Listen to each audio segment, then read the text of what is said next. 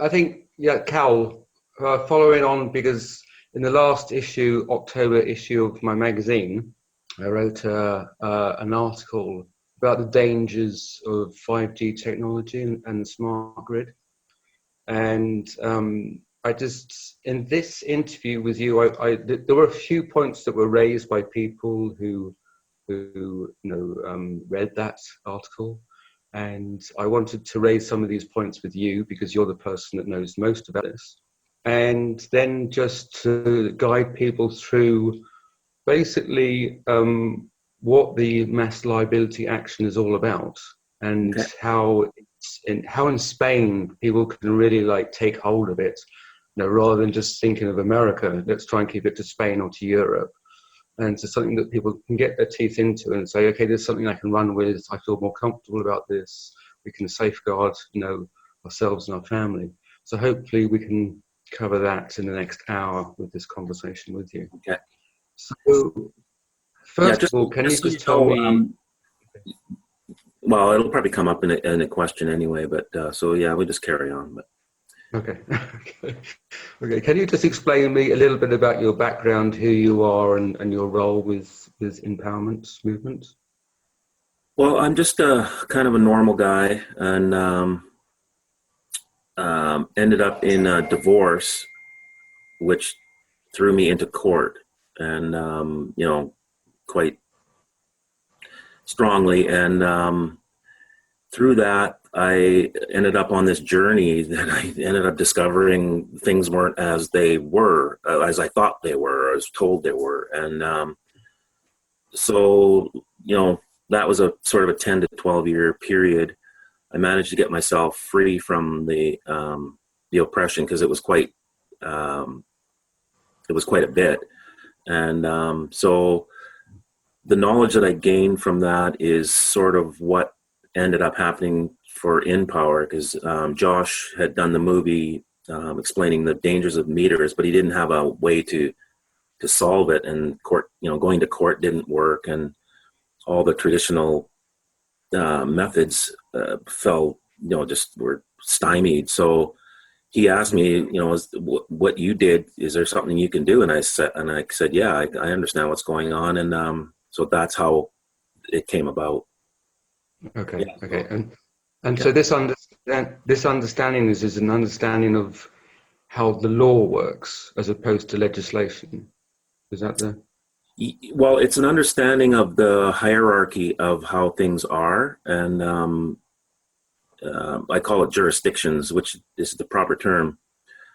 I realized that there was what I was seeing in court and what was happening in court. There was something else at a different level, and I could just sense it, just the way everybody was acting. There was something else going on here, and I couldn't quite put my finger on it. Right. And as I learned, then in hindsight, I could see why I was thinking that, and I can see why they were acting a certain way, because there was something else going on, and it's that something else going on that gives you that knowledge base to understand better what you're dealing with, and therefore do the proper moves rather than the moves they tell you to do, right? Right. Yeah. Yeah. And I think one of the things that was picked up on is that recently, like, people have been talking about, like, there's a cabal or something. There's something working in the background that is manipulating the courts or manipulating governments or things. Now, can you? Obviously, this is something that you're talking about here. Can you explain why it's important to be aware of the cabal? Well, if you're not aware of it, then you are subject to whatever illusions they're putting out there, and therefore they have control over you, and you would be unaware that they have control over you. So awareness is the first step. You have to understand that there's something else going on. Then you have a higher perspective of the truth, and therefore you can decide what you want to do about that. But in ignorance, if you're ignorant of anything, you can't make decisions and fix anything or adjust anything or be involved with it. you have to have some knowledge of whatever it is that you're dealing with. Okay. Exactly. So it's like you start to play on a different playing ground. Is Yeah. that? Yeah, so it's like a car. If you've never seen a car before, you'd go, "Whoa, look at that thing moving across the ground." But a mechanic would have a fuller, fully understand the inner workings of why that thing is moving across. If you had no knowledge, you just think it was magic or something, some kind of, but it's not like that. You can actually learn something and therefore understand it. Right. Okay. So what was the thing that you learned about law that helped you to understand what was going on to empower? Well, that there was this commercial jurisdiction that was running in the background, and once I went to a seminar and started to learn it, I was having all these epiphanies, like the lights were going off every half an hour. Oh, that's what. Oh, that's why that. Oh, now I get it. Like, because there was all these puzzling pieces of why did they say that and why did they do that, because it doesn't make any sense. And then all of a sudden, now like, there it is. That's what they're doing. And so then you start to experiment in it, and you get the backlash, and the rhetoric of there's no validity to what you're doing. But at the same time, you see them running out of the room and shaking while they're looking at your paper. And so you go, no, you're definitely afraid of this, and I'm going to keep doing this. And as you kept, the more I did it, they finally left me alone, right? It just became like that.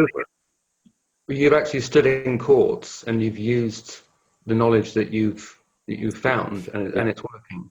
Yeah. Yeah, the first time I used a so-called commercial instrument, the judge literally ran out of the room, like running, Okay. as if I'd shot a gun. It was that he was that panicked, and we weren't. I wasn't set out to do that. I was just trying something. So it's not like I had intention. I'm going to make the judge run out of the room. I was just as surprised as everybody else in the room that he ran out. So we're like, what just happened? And you realize it's because of this document that I've done. And as you keep doing that and you get the same kind of reaction, you go, okay, there's something to this, right? No matter what anybody says. So it's like people don't want to sit in the room because they know that they're liable. Is that what you're saying? Or yeah. Okay. So so can you sort of take us through? I mean, first of all, it's like let's just go through the basics. So most courts run on a law which is what law do most courts run on? On a statutory jurisdiction, so acts. And that would be like here in Canada and the UK, there's a parliament or a legislature that passes acts, and then those have to be given royal assent, and that's a whole other key to this. And then they don't become law. They have the what's the word they use? They have the force and effect of law. Okay. So in other words, they can punish and enforce it as if it's a law, but they're not really laws. Okay. So they're not really laws. Can you just explain? It's like any corporation has rules for the business itself. And if you want to participate as an employee or even a customer, you have to obey the rules of the corporation. And so, it's along those lines. And so they are enforceable, but they've taken it to the point where it's ridiculous. And again, people's ignorance of it. If you understood that it's optional for you, or you had a choice not to do business with that business, then you could do so. But they make it seem like you have to, and that's that's where there'll be some friction for anybody that tries to. And also what's coming up here now is also that the fact of corporation is that a lot of countries have within them a corporation. Yes. And people aren't aware that they're actually dealing with the corporation of the country and not the country. That's right. So that tells you that it is commercial in fact and in practice and in theory.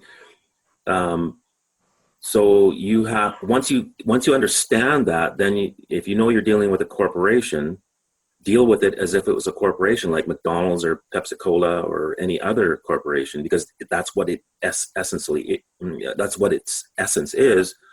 Mm-hmm. It just portrays itself as if it has more, authority, etc., but it doesn't. It has the same amount of authority as any other corporation. Okay. In a certain jurisdiction.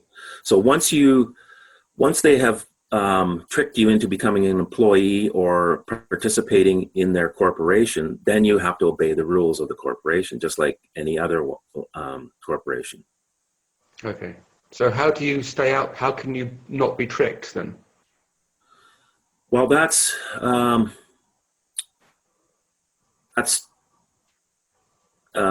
it's difficult and easy at the same time, but it's more again an understanding of how they're doing things, and after a certain learning period, you can see everything that they've done. Like when I was in court, I would say, because I saw a lot of cases, my cases were always last, so I had to sit there all day, and I'd be at the end of the day. So I just watched a lot of cases, and then I helped a lot of people, and it came down. The judges generally had about 10 tricks, and then variations of those tricks, and I could see them coming. As they would set them up. Oh, here comes trick number 3, version 2. It's like there's not a lot that they've done. There is a lot, but once you've sort of understand all of it, then that's it. There's nothing else. So the birth certificate is one, which is hard to undo. All your licensing, any driver's license, your address can be in certain countries. I'm not sure about Spain, but voting, Mm-hmm. all means you're participating you're agreeing to this situation. So, yeah. Okay, so actually, something that someone said to me is like that, because it is like a business. It is you're dealing with them as a business, as a corporation. It's that you've agreed to become a product of that business. Is it like that, or? I wouldn't say a product, but I would say more generally an employee. Okay. Yeah. Okay. In some cases, yes, a product, because they will, especially if you're incarcerated, then you become a product. Okay. Yes. Yeah. Literally. And I tell you, it's so real, because you have to sign. Because I was in there, and you had to sign in order to go from the jail to the courthouse, like with the sheriffs. And I refused to sign anything when I was in there, right? So it became a big contentious thing, because that's how they make their money, moving the product from one spot to another, and then storing it here, and and it's all done on those types of like bills of lading and way bills and all that stuff. You're actually moving a product from one spot to another, and you get paid for it. Yeah, exactly. That's what someone said to me. It's all, and it's like with these documents, because your name is capitalized or something. It's also to do with that, the capitalization. That's a different identity to your natural identity. Yes, but it sounds the same when you say it. So yes. So they will say, in court, if you were to appear in court, are you Richard Bowler? And the minute you go yes, okay, now they would assume you're the capitalized, and they will treat you in that way, right? So that's one of the tricks, is to get you to answer to that name. Yeah. Okay, so this is the thing. This is really like the awareness, really being empowered, aware of these different identities in this system that they've created. Yes. But with the notice of liability, I'm taking everybody out of that and up a jurisdiction or two. Right. Okay. Where Okay. all these tricks are null and void. They don't exist in those jurisdictions. And so I can take fairly uneducated people and move them up, where they're operating above and beyond all that nonsense, right? So it just becomes straight commerce, and they don't have to have the knowledge base; they just have to do it. Okay. Okay. Okay. So how are you doing that then? How how have you managed to? Because that's quite a thing to be able to do that. Yeah, it really was, and it took some time because I had already written quite a few documents that worked for me personally. I took one of them, the main one that I used at the consulate, and adapted that, and then we just, as things came up, we would adjust it, and I just had to have that that thought in my mind that I'm going to be dealing with an 80-year-old lady who has never had a parking ticket in her life, and she has no knowledge, cannot handle herself in a court, and how do I get her to be able to do this and stay out of any trouble? And that's what we came up with. Okay, okay. Because the thing is that what this method that you've got, it can be used for the smart grids, for vaccines, for numerous different things that basically are we're putting trust into corporations and companies and all sorts of people, and they are basically abusing our trust. Yes, they are abusing. See, if everybody understood things as I understood it or as they understand it, the system would self-correct. You have to understand that too. So they're taking advantage of people's ignorance, and therefore can get them into contracts and things without their knowledge, and take advantage of the situation. And that's what's happening. So the whole idea is to try and get people to, best to understand it. But if they can't fathom it, then just fill out the form and send it in, right? And it will do it for you. So you mentioned their contracts. Yeah. So contracts is what these corporations are using to create this business deal with us. Yes. Can you explain a little bit about the contracts, about how they're doing that? Well, contracts are anything that you've agreed to by signing or participating in. You've made an agreement, and so you have to be aware that can happen in almost the most benign things, and they take advantage of that situation. Once you're in a contract, then anything's enforceable. So once I have a contract with you about driving, then if you speed, I can charge you $300 a fine, because that's the rule. Right. But they have to get you in that contract first in order for that to be enforceable and valid.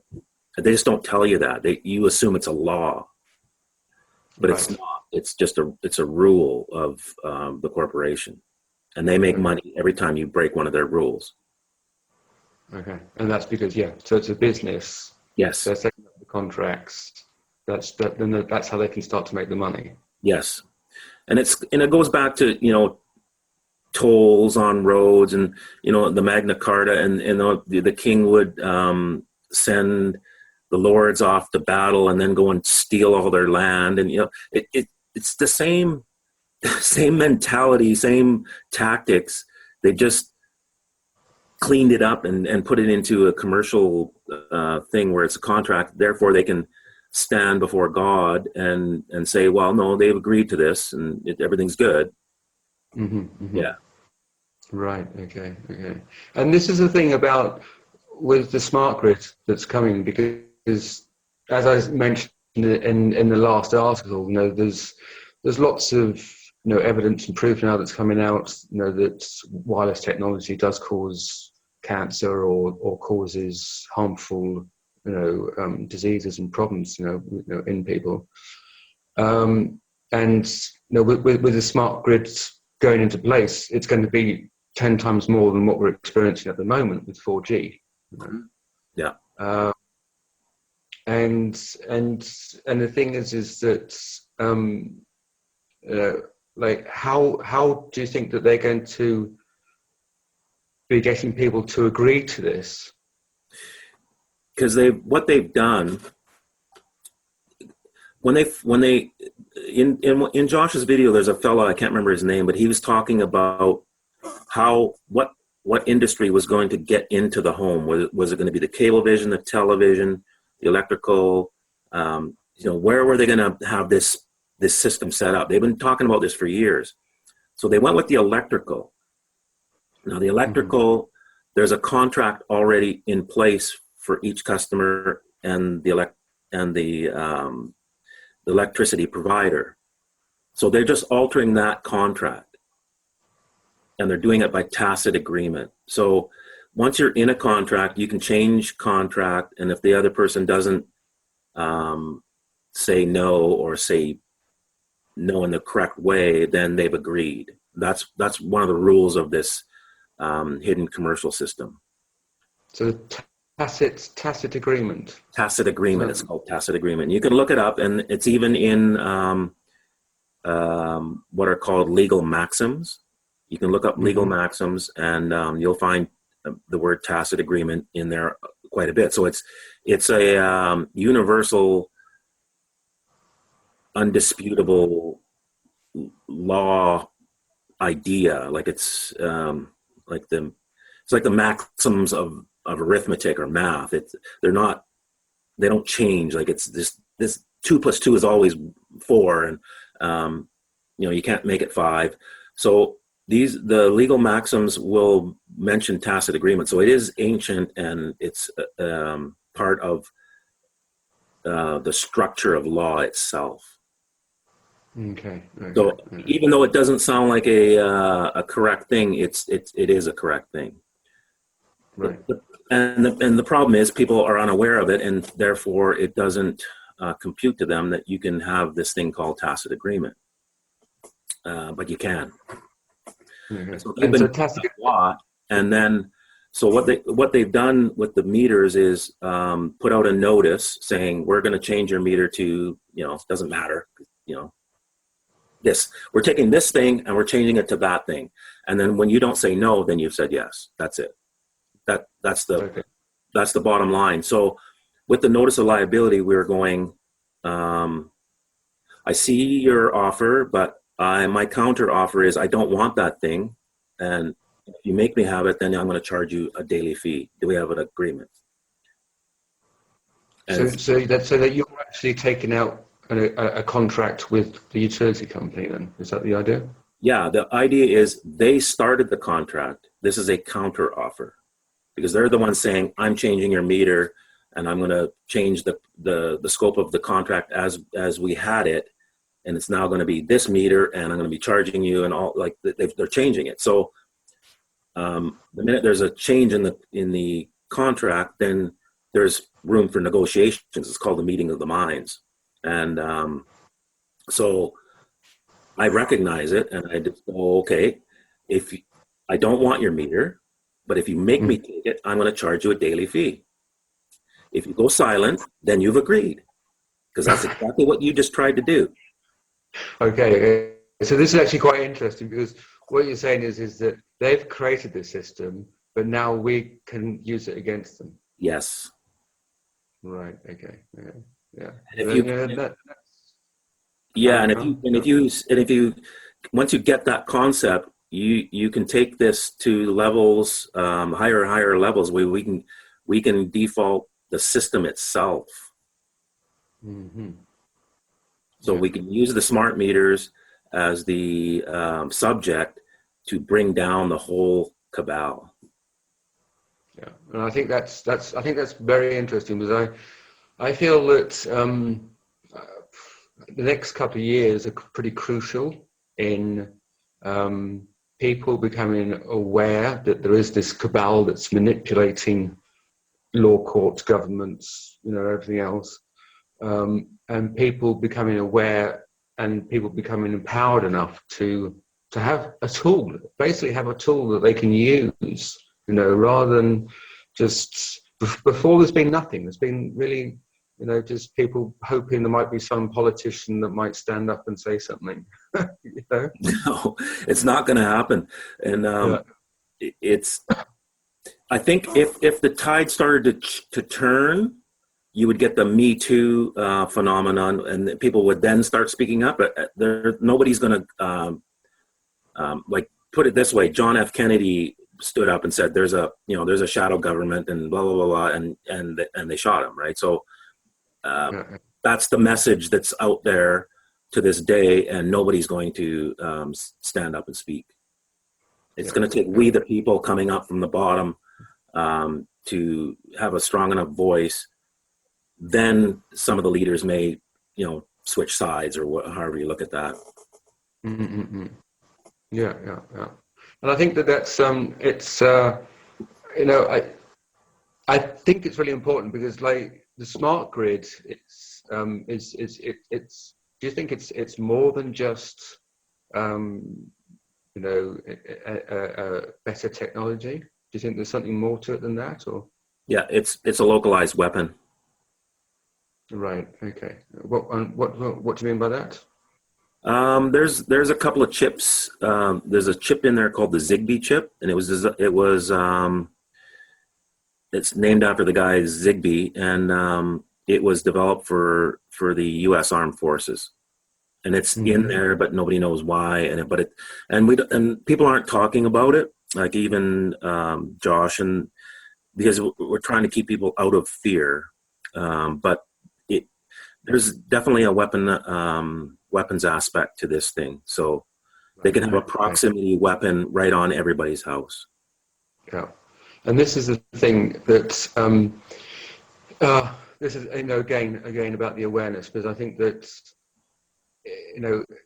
it's really time for people to stand up now. So it's time for people to stand up and make a choice. Yeah. Because don't you feel like we're under attack with everything at the moment? Yeah. There's so many things going on. Yeah, and part of that is there's a higher story going on, because there are beings here who their time is up, and so they're making desperate moves.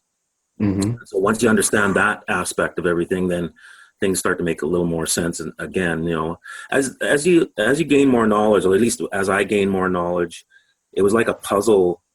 When I first got in there, I just couldn't figure out what was going on. And then as more puzzle pieces came in, even though I don't have all of them, there's definitely an image that I can start to see. And as more pieces come in, they fit exactly, and so it becomes very clearer and clearer and clearer. And do you feel this is also about raising your consciousness? Or, it was like Einstein said, we cannot solve today's problems with the same level of consciousness that created them. Yes.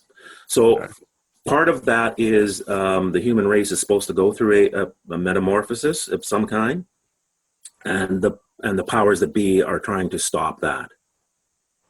Because once we move like that, then the control system would become desperately obsolete and foolish and stupid, and we just see through it like it's nothing. And so they desperately are trying to either reduce the population or stop that phenomenon from happening. Right. Yeah. I mean, it's interesting that because I feel that I see life very differently to the majority of people. I can see.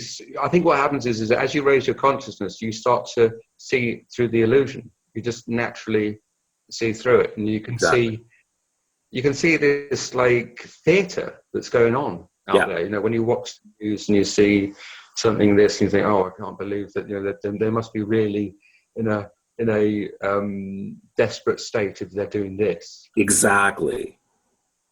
And Yeah, so this, yeah. yeah, so the whole 5G and because even 5G, as deadly as it is, you got to have a repeater every whatever it is, almost 10 feet. So like, how easy is that to take down? You know, like it's just so crazy. Yeah.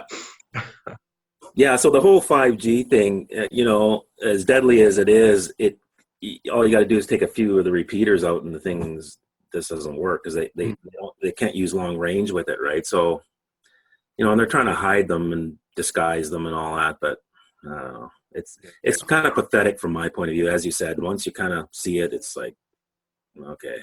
Yeah.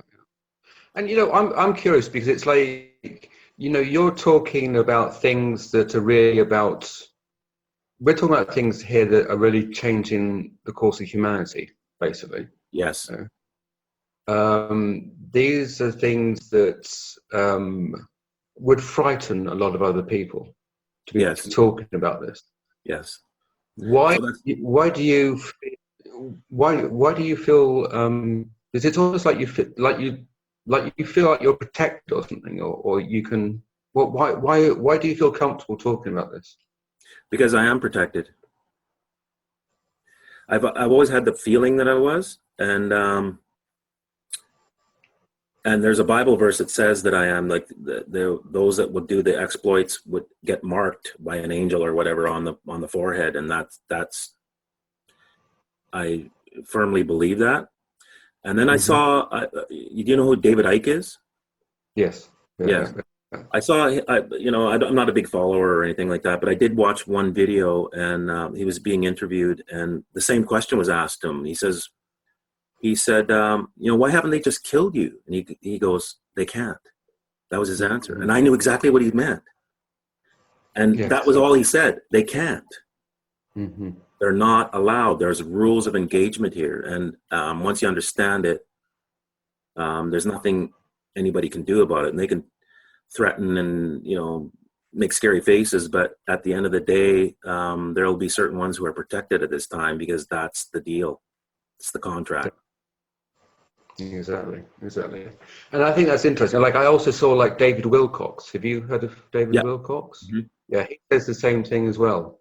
So, and I feel very much on that as well. I feel like I have my guardian angels, my protection. It's like, this is my calling. This is what I'm here to do. This is my That's life right. purpose. That's right. Yeah. And so you got to go boldly. I think the Bible says, fear not more than any other phrase. I think I've read that somewhere. So that tells you, number one, there's something that would appear to be fear, would make you afraid, but you're not supposed to be afraid of it. And I don't mean that in the like. Don't be afraid of it. Go, be bold, be bold, and do what you need to get done, because it's at the end of the day, it's just an illusion or something like that. It's along those lines, right? So, so I take that as part of it. There should be something that would normally make me be afraid, but just move past the fear. Yeah. And I think also what's important to mention is that a lot of the stuff that you're talking about also has to do with like a spiritual law, doesn't it? Yeah. It's you're evoking the spiritual law. So can you explain that a little bit more? Well, because I came up with the Bible, that's the one. I'm not saying there aren't other books, but that one in particular, once I learned commerce and sort of a higher understanding of what's going on, the Bible took on new meanings for me. And almost every verse was not what I thought it was. It's this, and so from what I can understand, there are, like I said before, there are rules of engagement.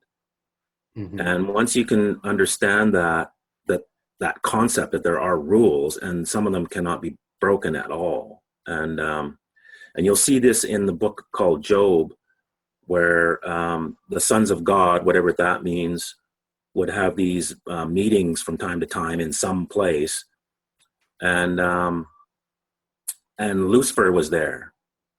And the Most High God said, yeah, oh, where have you been? I've been on the earth wandering around. And he said, oh, earth, yeah, I know that place. I got a guy there, Job. And what do you think? How's he? Oh, yeah. Well, you got a hedge around him, and he's the richest guy on the planet and all this stuff. So, of course, he's, worships you, or however, whatever the story is. So then they have to have, he makes a claim that, you're protecting him. If you took his protection down, I think he would curse you to your face. And she said, okay, I see your point. And therefore he says, you can do this, but you can't do that. And this happens 3 times, and each time he allows more to happen. But again, there's a limit, always a limit. That's it. And so there's rules of engagement. And so the Bible, because in particular the Queen swears an oath on it, that's the contract. Yeah, and they have it in every court in the common law, which means it's in evidence in every court case. You just got to bring it up, and nobody does. And they've taken it out of the schools and out of everywhere else, but they cannot take it out of the courts. It's not that they want it there; they have to have it there. And so they downplay it, but they can't remove it because it's it is the ultimate law. So at a certain level. And this is at a spiritual level. You're not talking about religion. You're talking about spiritual level of what's in the Bible. Yeah. So the church itself, that's a whole other topic. But the Bible itself, as just a document, if you could just look at it objectively, as if you found it under a rock and had no connotations to it, but you saw that lady swore an oath on it, you would go in and look and see, okay, what is it that she's bound to? And yeah. And from there, then you can know what to do with that. Is this also why people use the Bible with affidavits? Because you don't need to use a Bible with an affidavit, but there are people who put Bible verses in affidavits. An affidavit is just a sworn statement of facts, and then you would have it sworn by a notary or somebody that can do swearings on affidavits. Right. Okay. That's interesting. But people have been using Bible verses, and we were doing that, pretty much from the beginning. And then once I discovered that there was a 1611 King James version, I got one, and then I started using that, and there was a definite difference in the reaction. Right. Okay. That's really interesting. Yes, it is. And it was, markedly different. They ignored any Bible verses before that, but as soon as it was in 1611 spellings, then they knew that you had the right book. And so then it dawned on me that they've obviously switched spelling so that we were using the wrong book, and therefore, the oath, she wasn't technically required to uphold that one. Right. Yeah. Lost in translation. Yeah, it's not even the translation, because the words were the same. They didn't change any words, just the spellings. Ah, right. And that's enough to have a change in the law. That's how they think. Like, once you sort of get their tricks and everything, you can see how there's a mindset to them, and the way they think and the way they operate, and everything's on technicalities and not the heart of something. It's technically that's not it. Well, it kind of is. Well, no, but it's not. It's because it's it's just that mindset. And you can see it in the courts. It's everything's on technicalities, and this word means that, and all that stuff, right? So, and that also comes to me as almost like why there's that saying, God is in the details. Yes. The devil's in the details. Yes. The devil's in the details. Yeah. Exactly. Yeah.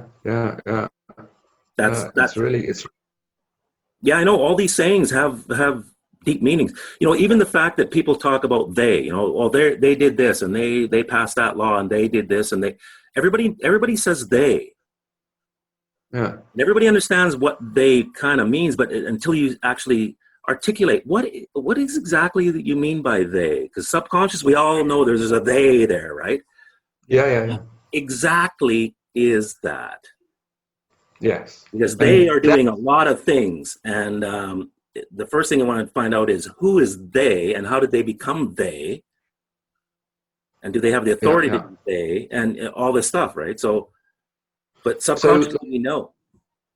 exactly. So like they is what we are labeling the cabal, or this, But people, and yes, so they, but people loosely use the word they, not knowing yeah. what that is, right? But we all have an understanding that there's this they out there, right? But Yeah, no, that's until you absolutely true. yeah, until you focus in, okay, what exactly is that, and like search for it, Yeah. and then figure Yeah, out yeah. how did they become they, and that's when you really get into this, because Mm-hmm. they don't have dominion, we do, and we just don't know it, and it's in the Bible. Yes. That's why they don't want you going in there. Right. Okay. Yeah. And that's almost why the whole thing with the church and everything, it's all been, What? demolished and everything. But the fact is that we've got to take spirituality out of the religion. That's the key, isn't it? That's right. And we got to look at things more in a more practical way, not in this sort of fairy tale. I don't know how to describe it, but it's not. There's a deep spirituality there, but there's a practicality too. And just look at the word, like just look at what it says, and the fact that the Queen had to swear an oath on it to uphold that in order to have all her possessions. Mm-hmm. That's the key. And right in the beginning in Genesis, it says, he created Adam and Eve and gave them dominion over everything that was creeping up, anything that moved, any life form on this planet. Well, there were other life forms before Adam. That's another key. There were humanoids here before Adam. So Adam is a special race that's fairly recent, and that Mm-hmm. they've kept hidden as well. So they always try and portray these things as this progression from nothing, and then it turned into this and turned into that. But it's not like that. The DNA is like not compatible. Like that didn't come from there, because you can't get there from here. A mouse can't turn into a horse. Like it's not possible, right? And I mean, I get that, because it's like, I think, when we look at the whole, coming from apes, well, apes are still around, so evolved from apes. How come this? Do you know what I mean? It's like, hello.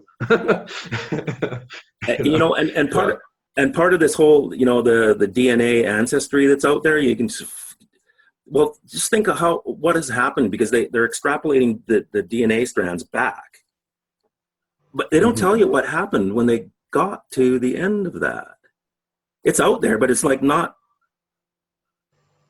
But just think, they can actually extrapolate everybody back, and they can say, yeah, you were here, your family came here, and then they traveled here, and then well, guess what? They ended up at one guy. Yeah. They know this. Like, Yeah. there's one This is exactly. This is the thing. This is all the stuff that's hidden from us, right in front of us, but we're not paying attention, and therefore we're agreeing to all the crap. Yeah. So actually, we are in a tacit agreement, with all the stuff that's going on All around of us, it. because we're just ignoring it, not saying anything. We're not saying no. That's right. Yeah. That's right. Yeah. So the notice of liability says no to a smart leader. So, okay, and that's the other thing. It's like, okay, so if we look at like the 5G and the smart grid, 5G is what's on your telephone. So that's you'll have a smart telephone, but then you'll also have antennae down your street, and you'll have a connection coming into your house. Mm-hmm. So what do you use the mass liability method against?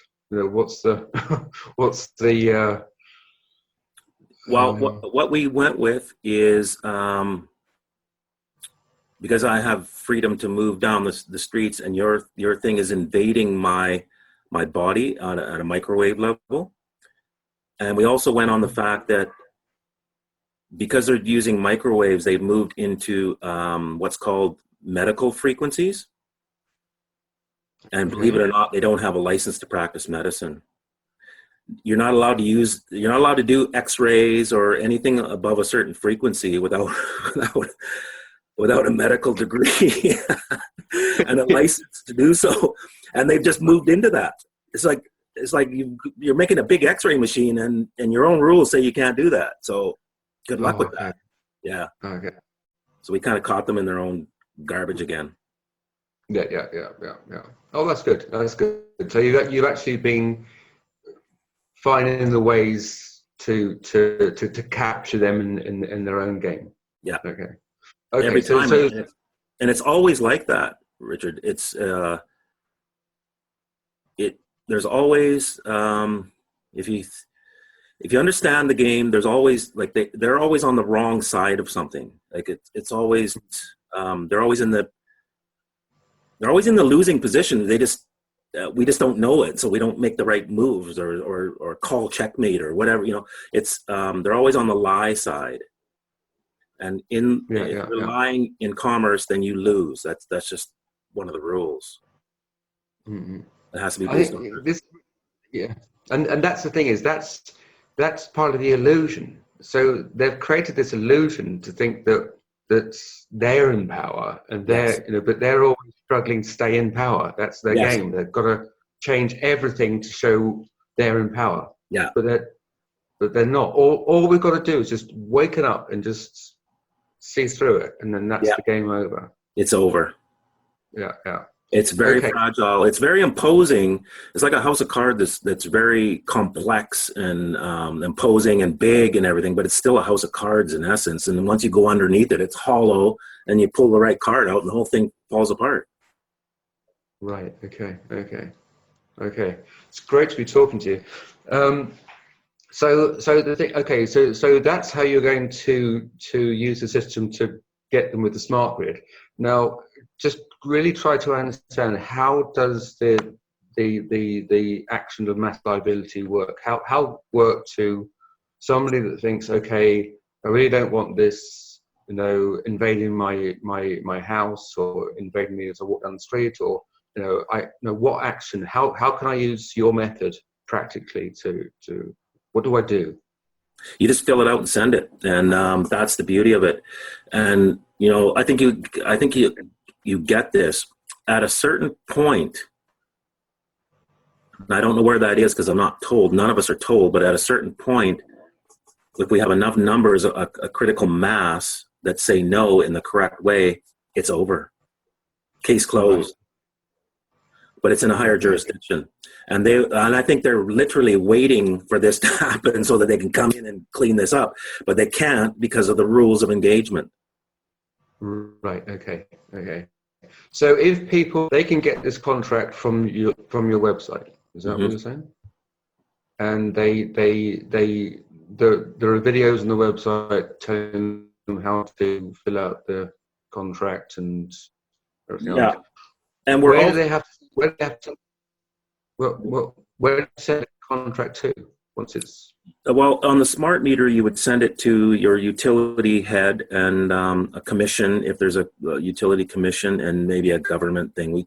We recommend 4 people per, like just doing 4, not 2. If you do more than that, it becomes an overbearing amount of work, like mailing and envelopes and trying to keep everything organized. So, because when I did it, I had 19. And we would literally have to, spread things out. And we'd do it sometimes in the post office right on the floor because there was just not enough room on tables to have all the documents and all the envelopes and, keep it all organized. I mean, I'd have to have three, couple guys help me, and we get it all stuffed. And, so it can be an overwhelming amount of work. So we recommend 4. There was something else I was going to say about that. The best model that we're trying to put this out in is small groups. Okay. Yeah, with a group leader, and and then as things grow, have leaders of group leaders, and so that there's a hierarchical structure, not for control. Control is part of it, just to make sure everything stays fairly intact. Otherwise, it just goes off into never land. But that's the model that works for military, for any kind of large group that you want to have oversight, and then spread it into smaller groups. So that's the model. It doesn't work for everybody. There's still some people who are doing it by themselves because there's nobody else with them. But that's the goal, is to get small groups, because then there's something else that happens when the people are in the same room together. There's another level of something that happens. Energy or something, energy shift or something. Yes. So the thing, so people don't have to go and stand in the court and battle with a judge to get this across. They can just fill out this contract and that's part of the contract says specifically that they can't take it into a court without agreement of the parties.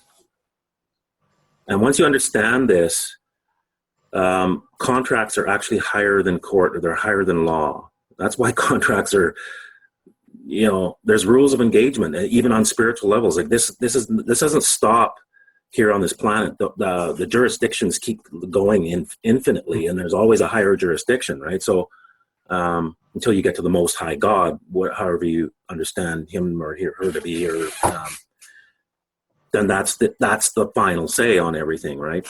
The Creator. So, but there are jurisdictions, one on top of the other. So I've just taken everybody past all that corporate court jurisdiction, and then into the old Lex Mercatoria, which is a higher jurisdiction on the planet. And then I make connotations to spiritual jurisdictions for those that can kind of see it. They can actually operate in their consciousness higher and higher and higher, depending on where you can see things. But it's all written in there, and it works. It works in all those jurisdictions. Okay. Wow, that's fascinating, because it's really like, I feel like for people who are aware, we have a soul, we are spiritual beings inside these bodies. This really feels like something that really, does empower us, because, and it's almost like, it's something like, why is it taking so long for us to, for this to materialize in a way? No. Well, and you can look at it, and there's people who say, the bad side or the Cabal is here to help us grow. And I think there's some validity to it, but I don't think that was their intention. I think that's how it works out. But I'll tell you this about the document itself. Those who have read it multiple times, like 6 to 10 times, something happens with them. Mm-hmm.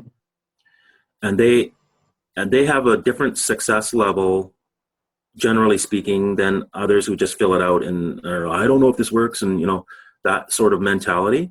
The ones who have really dove into this and read it and got the scope of this, it changed something inside them, and that's part of what we need to have happen.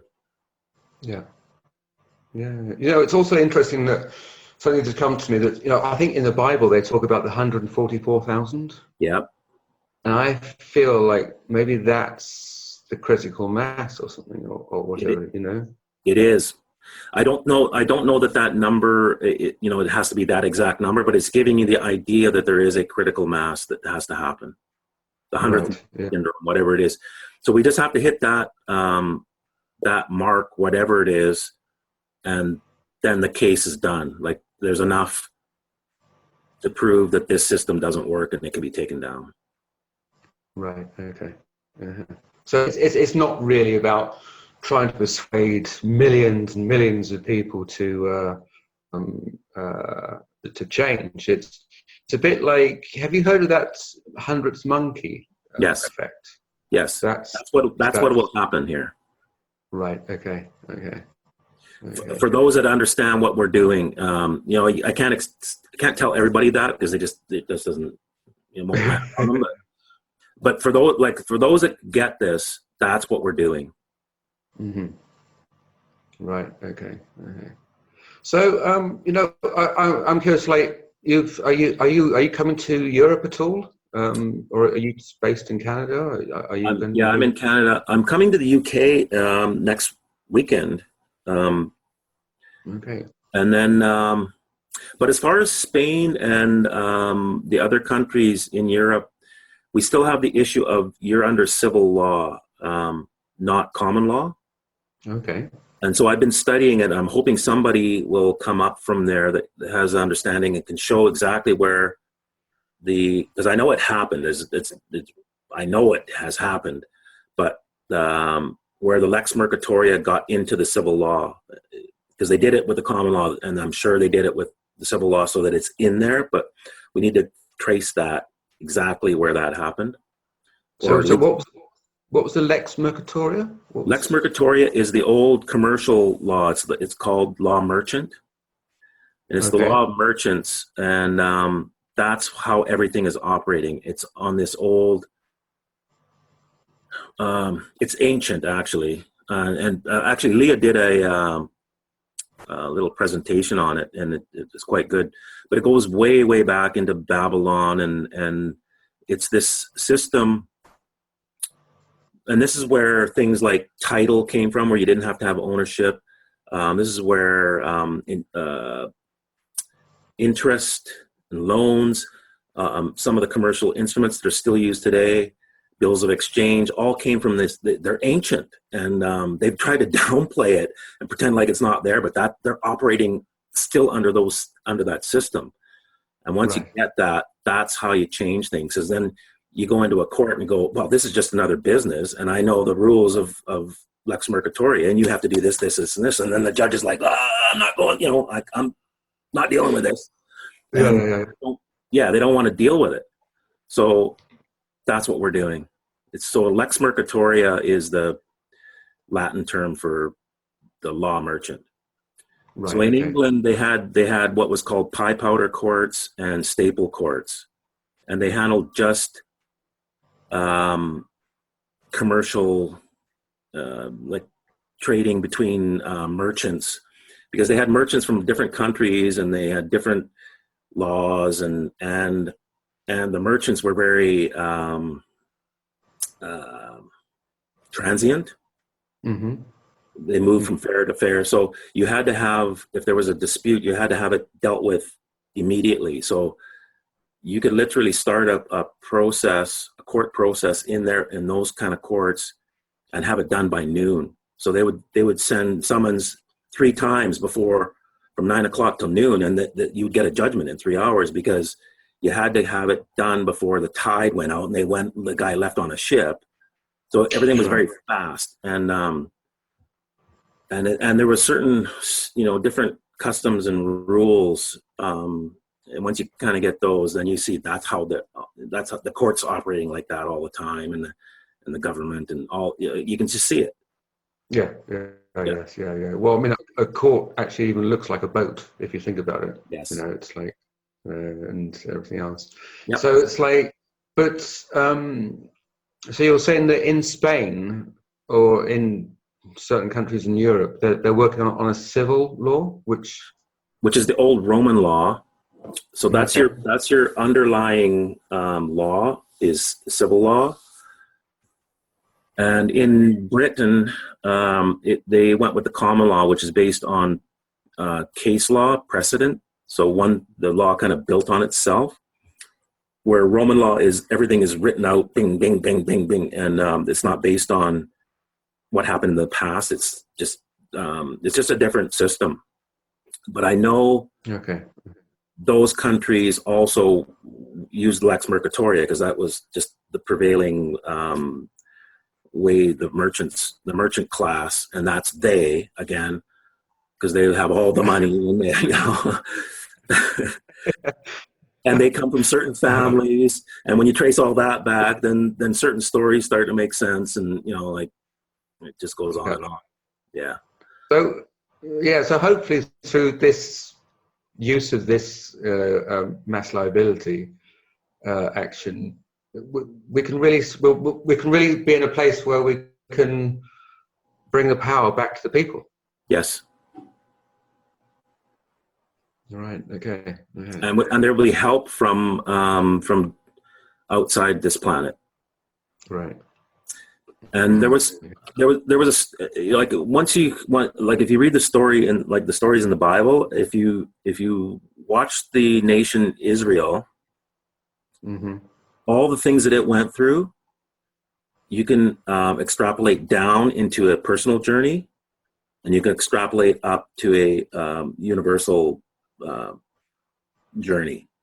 So they're just allegories of that. So what happened was they were enslaved to Babylon, and a guy named Daniel was looking through some old documents and figured out that the bankruptcy or the slavery was only supposed to be for 70 years. Of course, nobody knew, and it was already passed. Okay. And so he figured it out, just like I'm trying to tell people, look in the Bible, because there's some stuff in there that it says, and they have to uphold this, but we're not bringing it forward, right? So he brought that forward, and part of the story is the Watchers were somehow invoked. And that's one of the verses we have in there. So there was something. And the Book of Enoch says who the Watchers are, and two of them are Michael and Gabriel, Uriel, Uziel. There's 6 of them. And so Israel was one day in full slavery, even though the term had passed, but they were still stuck in it, and they would have stayed stuck because they weren't going to tell them. Okay. Then the next day, get all these people out of here, send them back to their country, rebuild their temple, and give them all the gold out of the treasury. That's what happened. So I went, okay, this sounds exactly like what's happening here. These beings have all the money, and somehow they are claiming that we're their slaves, but I think it's over. And so I just followed that pattern. And then like that, it's like boom. It will happen Kingdom just like heaven. That. It will literally be a one day, almost like a one day thing. The Bible says that Babylon will fall in 1 hour. Right. Okay. So you can take that for whatever that means. What's that? That almost sends shivers down my back. I can really feel it. It'll be like that. It'll be a very fast thing. It'll just be like, that's it. Today it was like this. Tomorrow it's like this. Bang. And we just got to hit that critical mass, and it's done. Wow. Well, Cal, it's been fantastic talking to you. I feel like I'm talking to a kindred spirit. Yeah. Like I've met you before somewhere. So it's like, really, really honored to reconnect with you again and be part of this great awakening. Yeah, this is one of the biggest things that's probably ever happened since creation. Like, this is a big one. And I think it has ramifications that go beyond here. I think this is just the place where it's being played out, kind of thing. But I think it has it goes deep far. Yeah. Yeah, exactly. Okay. Well, brilliant. So, thank you for listening to this podcast. If you'd like to support this initiative, I'd be very, very grateful. You can go to the link, which is in the bottom of this this interview, and it's called www.patreon.com/amazingmedia. And there are a number of different ways that you can pledge money to the cause, and in return you'll get some special benefits. Also, please remember to subscribe to the YouTube channel, as there'll be more of these podcasts coming in the future. Thank you very much. Have a great evening.